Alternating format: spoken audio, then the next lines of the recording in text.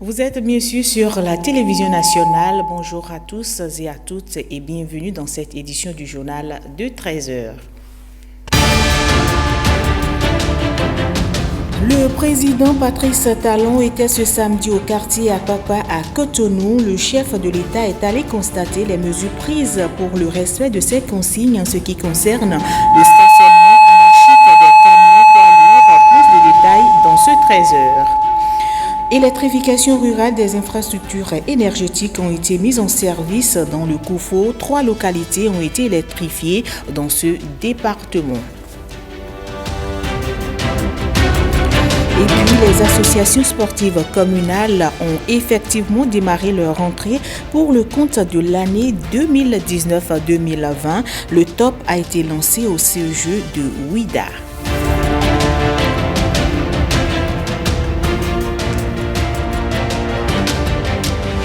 Bienvenue à vous, mesdames et messieurs, si vous nous rejoignez et soyez les bienvenus. Le président Patrice Talon opte pour une mobilité plus fluide des populations dans la ville de Cotonou. Il est descendu hier matin à Apapa pour constater les mesures prises pour l'application de ces consignes en ce qui concerne les stationnements anarchiques des camions poids lourds. Il était accompagné du ministre du cadre de vie, du préfet du littoral et du maire de la ville de Cotonou. Voici les précisions. L'objectif majeur de la descente du chef de l'État ce samedi sur l'axe Carrefour-La Roche, place Idi, Sonicog et consorts, c'est la problématique d'occupation anarchique des camions poids lourds dans la ville de Cotonou. La mobilité des citoyens tient à cœur au président Patrice Talon. Les axes, les voies urbaines sont totalement prises d'assaut par les poids lourds pour des activités économiques de certaines structures. Il y a des difficultés de mobilité, des difficultés d'accès aux résidences. Le chef d'État a donné des instructions depuis 2 semaines. Nous sommes en train de travailler dessus. Et il y a quand même de la résistance. Il a souhaité descendre lui-même pour voir comment ça se passe et quelles sont les solutions qu'on peut trouver. Les solutions étaient déjà trouvées, les consignes données. Mais la résistance de certains conducteurs persiste, comme cet occupant que le chef de l'État a sensibilisé.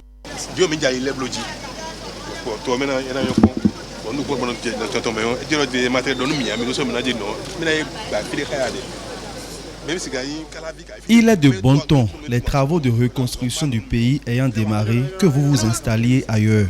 Ceux qui sont convaincus de votre talent vont vous retrouver. De grâce, libérez cet espace pour les travaux d'asphaltage et d'assainissement.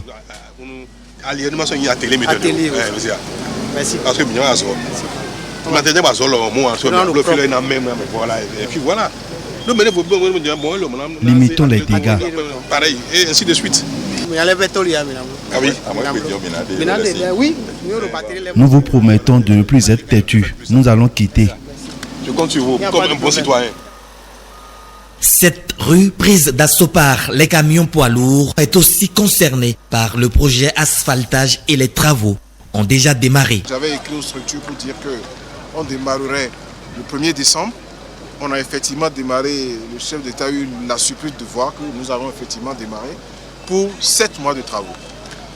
Après ça, nous avons sollicité le chef de l'État pour qu'il nous donne quelques instructions avec son regard sur les travaux d'asphaltage en cours.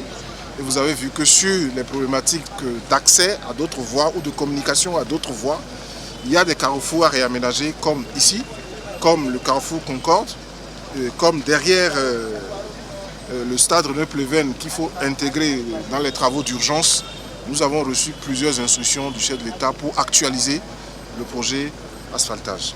Depuis que nous avons suspendu et relancé, les choses se passent assez bien. Nous allons constater, nous avons une revue mensuelle qui se fait. Vous avez l'équipe de maîtrise d'œuvre et de contrôle de l'agence qui est sur le terrain. Il y a des années, on ne pensait pas que cette route-là peut être réparée. Mais aujourd'hui, on touche le doigt. On ne fait que le remercier et que Dieu lui donne longue vie. J'accompagne absolument ça.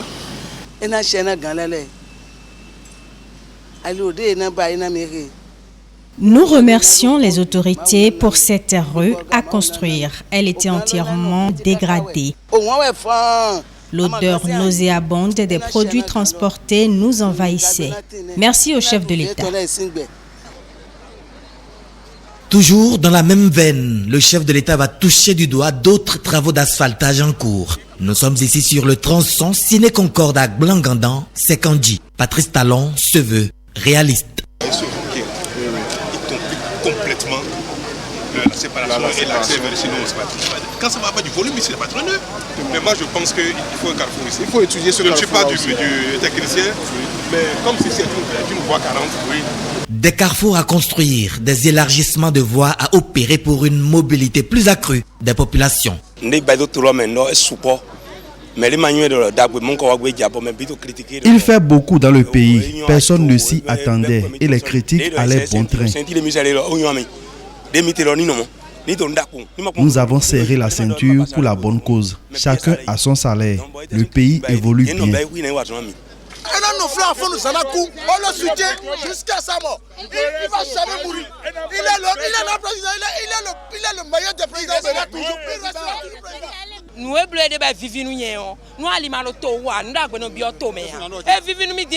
Je suis très fier des routes que le président nous construit. Je vais plus rapidement à Abomey désormais.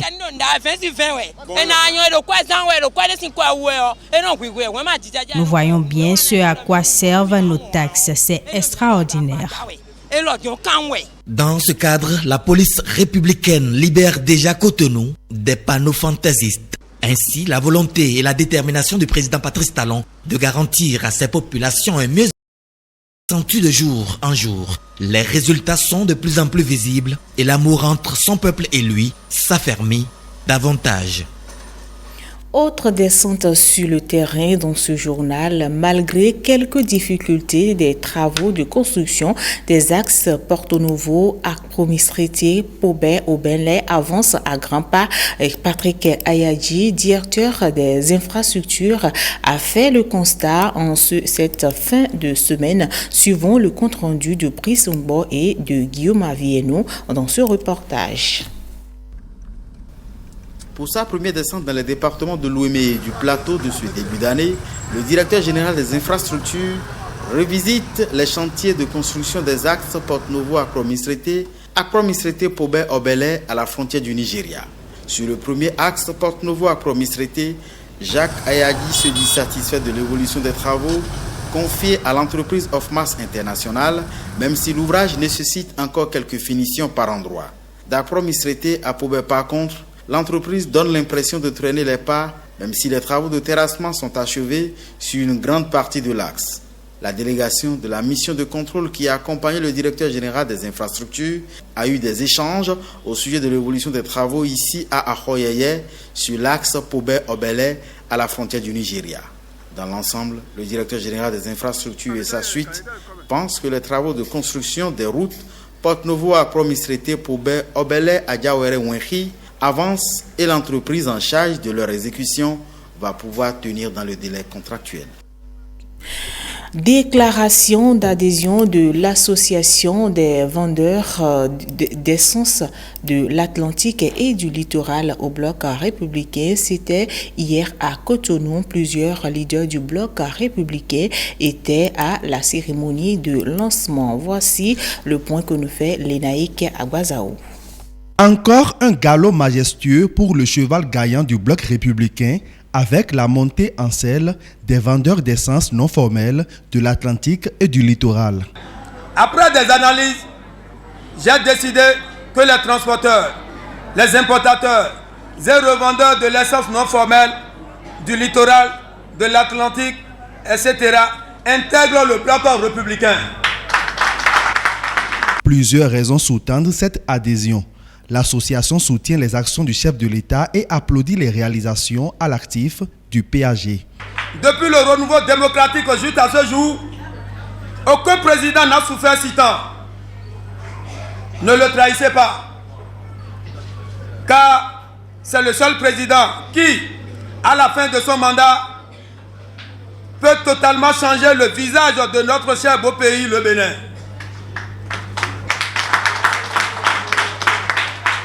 Pour nous, vendeurs d'essence, nous avons connu un apaisement total sous votre mandat.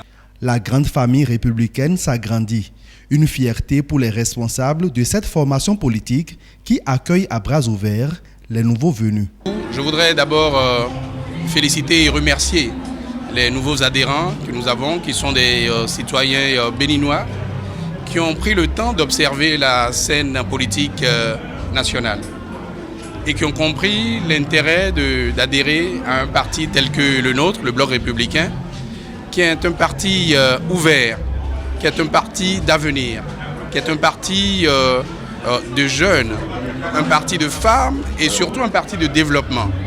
Le gouvernement entend réorganiser le secteur d'activité que constitue la vente de l'essence non formelle pour un mieux-être des acteurs.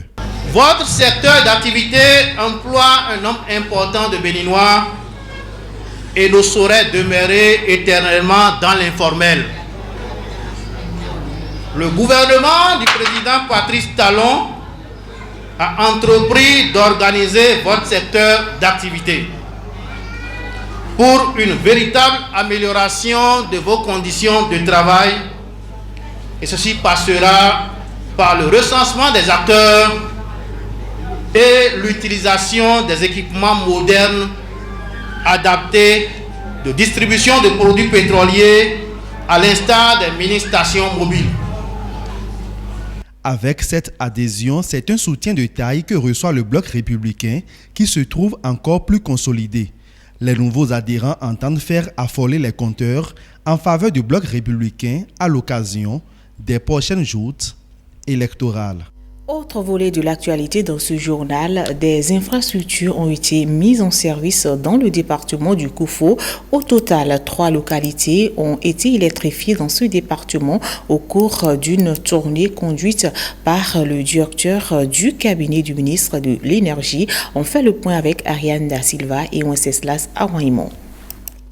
5, 4, 3, 2, 1... 0. De la lumière à Ahogbeya, un arrondissement de la commune de Clécamin.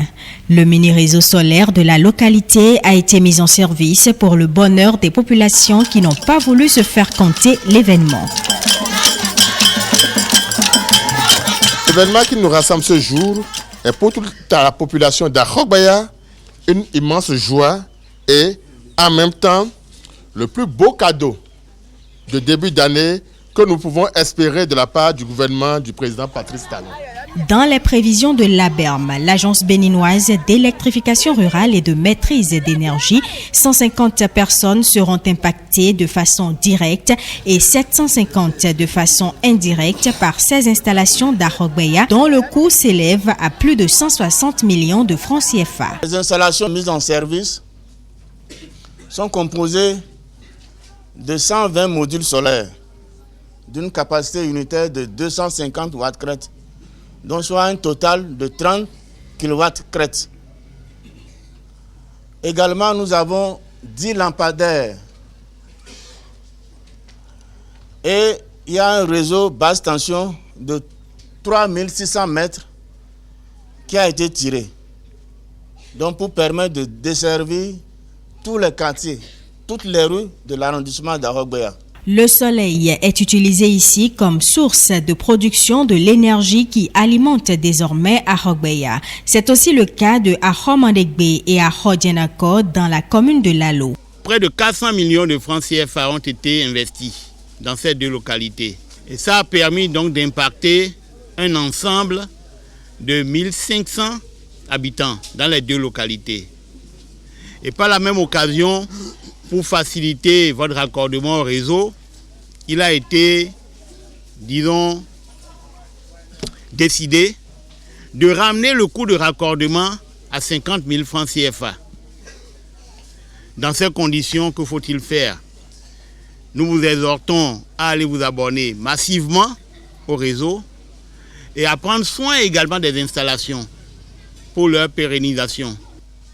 Nous avons des raisons sérieuses de dire un grand merci.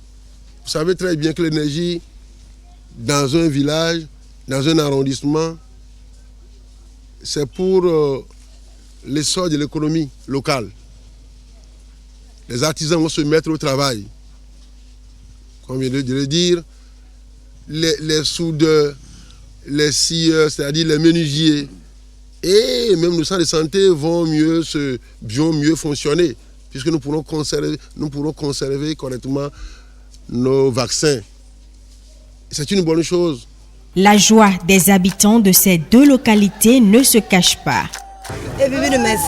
Nous sommes heureux que notre localité soit électrifiée. Avant, nous utilisions des lampillons pour éclairer nos chambres et nous nous exposions à des risques d'incendie. Cette époque est donc révolue avec l'électrification rurale. Et nous remercions le chef de l'État. Les photocopies, on va jusqu'à Rassam avant de faire les photocopies. On peut avoir maintenant installer une photocopieuse juste pour pouvoir aider les enfants pour pouvoir faire les photocopies. Maintenant, ce qui me fait encore notre fierté, c'est que le taux d'abonnement là est très bon. Et ce n'est pas payé en tranche. Donc ça nous avantage beaucoup. Sinon ailleurs, on a pris des centaines de mille. Nous prenons l'engagement au nom de la population de Lalo que les ouvrages seront bien entretenus et il y aura la sécurité autour. Le Koufo n'a pas été le seul département touché par le programme d'électrification rurale.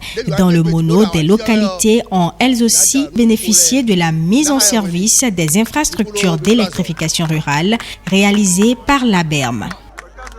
Direction Donga à présent pour parler des écoliers du complexe scolaire de Gare dans le premier arrondissement de la commune de Djougou qui étudient dans des conditions pénibles depuis 8 mois déjà qu'une tornade a arraché les toitures de 2 modules de 3 salles de classe.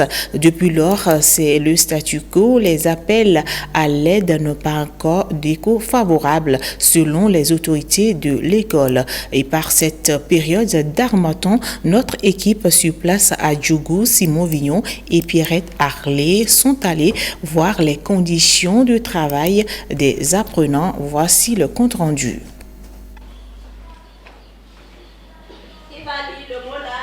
Le 4 mai 2019, une tornade emportait avec elle la toiture de plusieurs salles de classe du groupe C du complexe scolaire de Ga dans la commune de Djougou. Les dégâts matériels sont importants et plus d'1 an après, les séquelles restent visibles. Sur place, rien n'a été réparé, causant d'énormes désagréments aux apprenants. 4 mai 2019 qu'une tornade a décoiffé les 2 modules que vous voyez. J'ai écrit à la circonscription, à la mairie.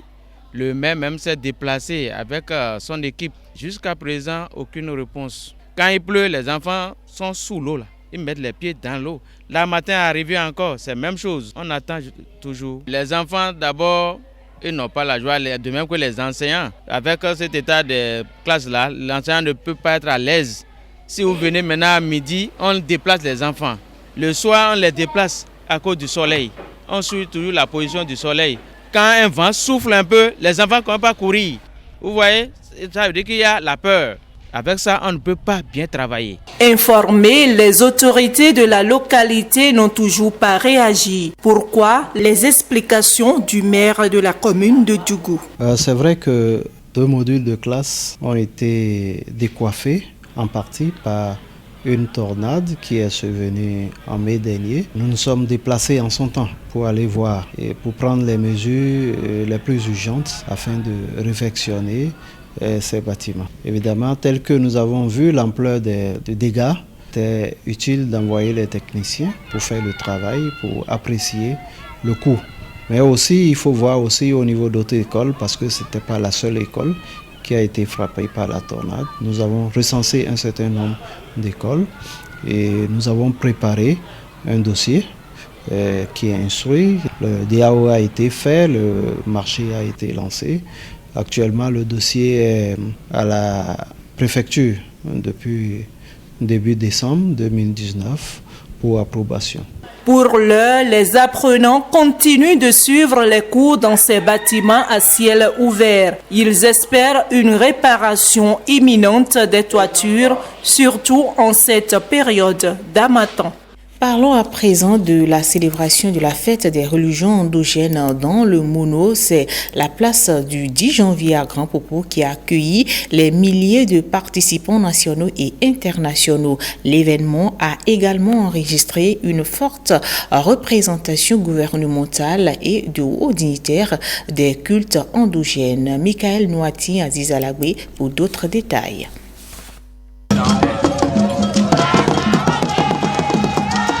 Gardiens de la tradition, populations authentiques, décideurs politiques et administratifs tournent une fois encore un regard rétrospectif sur ce qui reste des rites et cultes d'origine.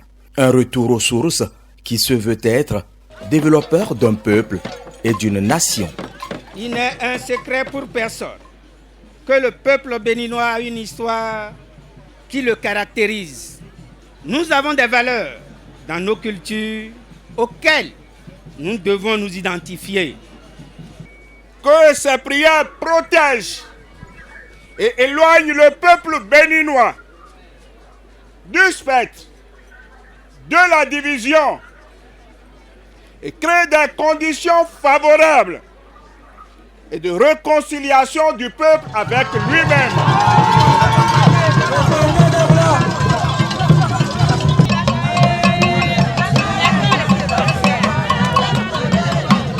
Les adeptes des différentes divinités sortent des courants et temples, le grand atout pour montrer la preuve de leur engagement au profit de ce pan de la culture. Que la paix soit avec nous. Je profite de l'occasion pour remercier une fois encore le chef de l'État pour avoir institutionnalisé la chefferie traditionnelle qui aujourd'hui devient une institution d'État.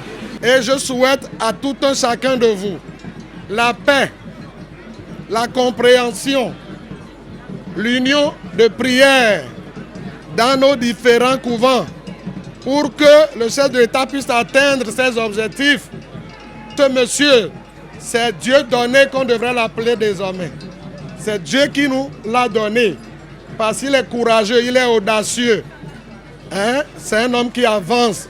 Et lorsqu'il continuera d'avancer, je crois que tout le Bénin en tirera profit. Se ressourcer est bien le but visé par les centaines de délégations venues de par le monde. En ma qualité d'afro-caribéen, parce que je suis de la Guadeloupe, je vis en France. Le fait de revenir ici, c'est pour moi un retour à la maison, sur la terre de mes aïeux. Pour ses œuvres de valorisation du patrimoine endogène, Sa Majesté Sosafo Liaon d'Angwenou est distingué par la communauté nationale du culte vaudou du Bénin, CNCVB Racine.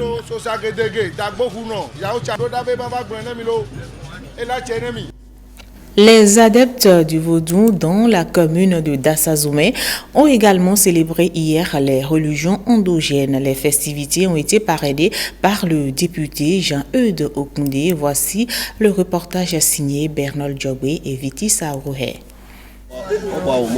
Des libations à la divinité Sakpata dans son temple mondial à Foragba, commune de Dassazoumé. Prières, louanges et prêches marque également la célébration des religions endogènes sur ce site.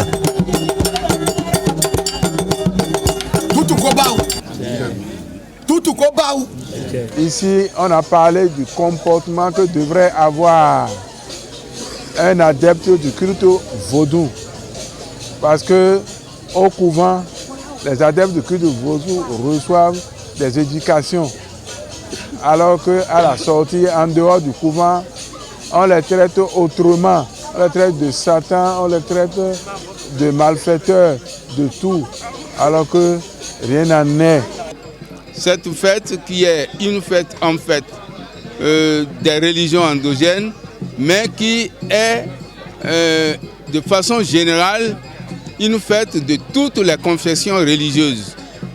Vous avez vu avec nous tout à l'heure des Libanais, des musulmans, il y a des chrétiens ici et tout le monde, donc c'est la fête de tout le monde. L'édition 2020 de la fête du Vaudou intervient après la constitutionnalisation des religions endogènes qui ont un rôle important à jouer dans la cohésion sociale. Je voudrais féliciter les adeptes de la religion endogène parce que ce que j'ai vu aujourd'hui me donne la confiance que cette religion milite pour la paix. Et en tant que tel, nous devons les encourager. Nous avons assisté aujourd'hui à une prière qui appelle tout le monde à la paix et au pardon. Et cela me donne le courage et j'ai invité mes pères qui sont les adeptes du culte vaudou à travailler dans ce sens, à appeler les uns et les autres pour que le Bénin se porte mieux. Je voudrais rassurer toutes les populations d'Assazoumé et les curiosités touristiques, parce qu'il y a des gens qui vont venir visiter par ici, que ce site est bien planifié, non seulement dans le programme du gouvernement, du président Patrice Talon, mais aussi ça fait partie des priorités de développement d'un certain nombre de sites au niveau de la commune de Dassazoumé. Les populations de Dassazoumé ont une fois encore vécu le 10 janvier dans la fraternité et dans la communion avec les adeptes et prêtres vaudous. Je l'annonçais en début de ce journal, les classes et associations sportives communales ont également lancé au cours de la semaine la rentrée de ce programme du gouvernement pour le compte de l'année scolaire 2019-2020 qui a eu lieu au CG2 de Ouida. Le ministre des Sports et celui des enseignements secondaires y étaient pour la cérémonie de lancement. Bruno Souaili nous fait le point.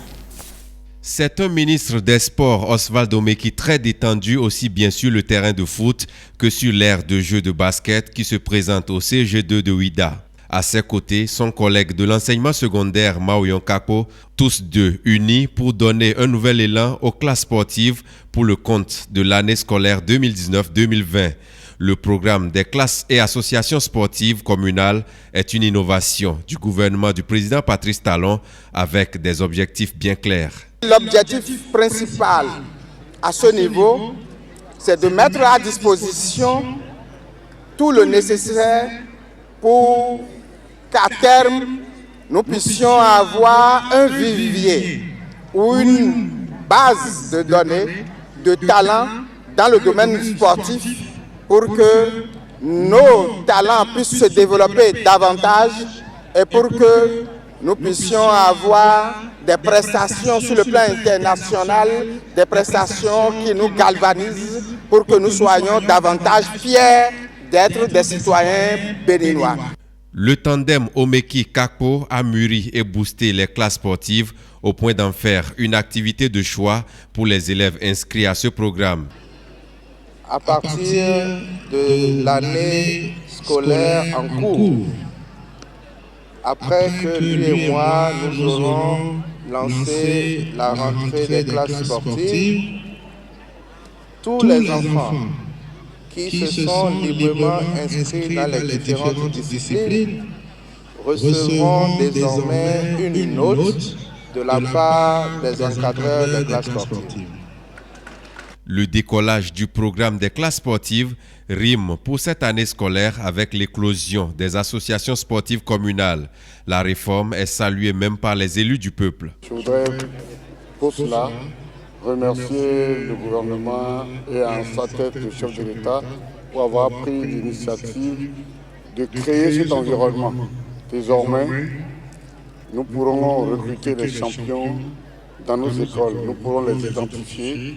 Nous créerons ainsi des pépinières adaptées à notre Bénin révélé. Football, basketball, handball et arts martiaux sont les disciplines retenues pour animer les classes et associations sportives communales. Le top est donné ici à Ouida pour l'ensemble des 77 communes du Bénin avec un match de foot entre classes sportives et associations sportives communales de la localité. Et en attendant, ce sera tout pour cette édition. Merci de votre précieuse attention. Bon dimanche et à lundi.